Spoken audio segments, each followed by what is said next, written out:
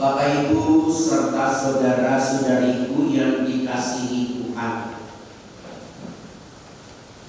Minggu Paskah kedua disebut Minggu Paskah itu kerahiman ilahi. Karena apa? Karena Allah itu sungguh memahami, mengerti kita masing-masing. Hari ini kita belajar dari Thomas yang juga disebut dalam Injil Didimus. Thomas terkenal karena apa? Karena dia itu kurang percaya. Jadi yang namanya Thomas itu terkenal karena kurang percaya. Ada yang nama Thomas di sini? Nah, itu kurang percaya. Itu terkenal. Tetapi Thomas dalam arti bahasa Ibrani dan Yunani adalah kembar atau serupa. Kembar atau serupa atau mirip, ya. Nah, kalau kita membaca dalam Injil, siapa sih yang mirip Thomas ini? Ternyata tidak ada.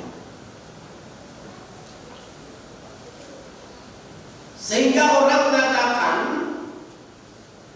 Thomas itu mirip kita semua. Ya, karena tidak ada di dalam Injil itu saudara kembarnya atau orang yang mirip Thomas itu tidak ada. Itu berarti bahwa Thomas itu saya dan Anda.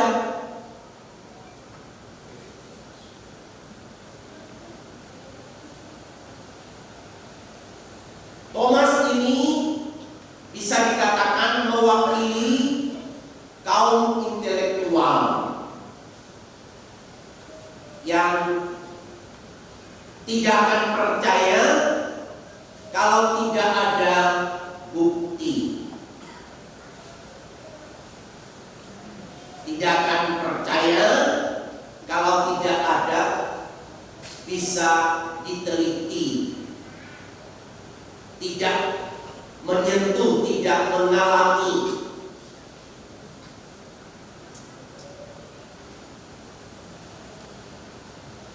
Nah, di dalam Injil tercatat bagaimana Thomas ini itu bagaimana karakternya. Waktu Yesus itu pergi ke Betania mau membangkitkan Lazarus, Thomas mengatakan kepada para murid, mari kita pergi bersama-sama dengan dia dan mati bersama-sama dengan dia. Artinya bahwa Thomas ini selalu mengikuti Tuhan, bahkan rela mati mengikuti Tuhan.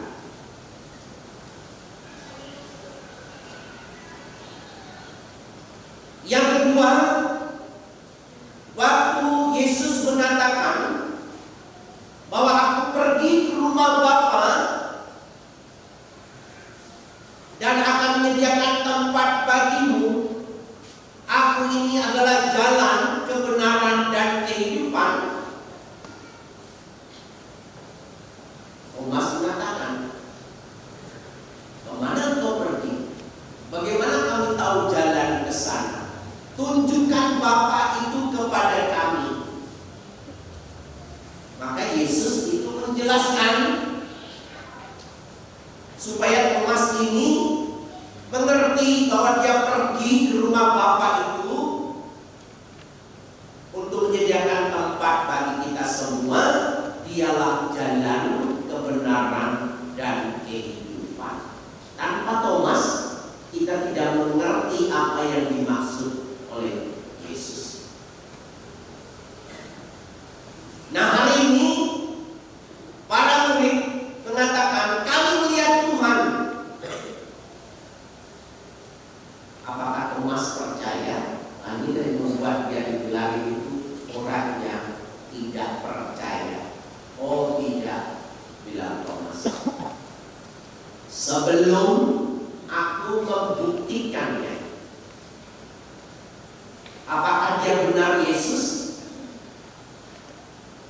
Dulu dia dipaku di kayu salib, maka aku harus bisa mencucukkan jariku di bekas pakunya.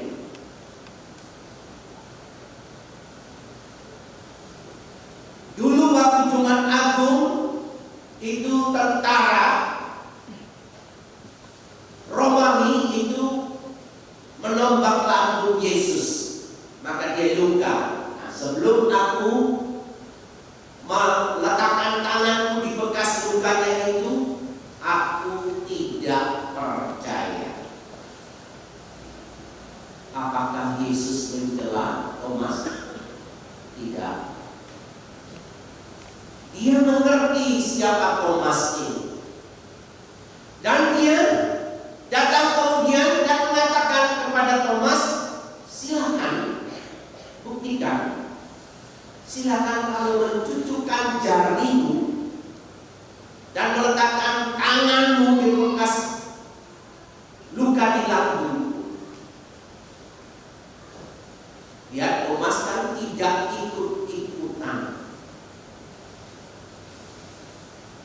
Dan dia setelah membuktikan itu, inilah pengakuan iman tertinggi. Ya Tuhanku dan Allahku. Maka keluarlah sabda Yesus yang hari ini berdampak bagi kita. Karena Thomas melihat baru percaya. Yesus mengatakan, berbahagialah mereka yang tidak melihat tetapi percaya.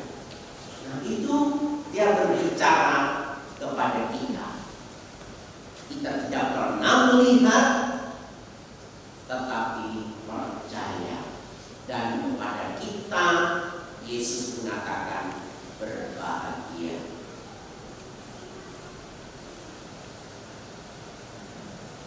Inilah Tuhan Yesus itu memahami, mengerti kita masing-masing.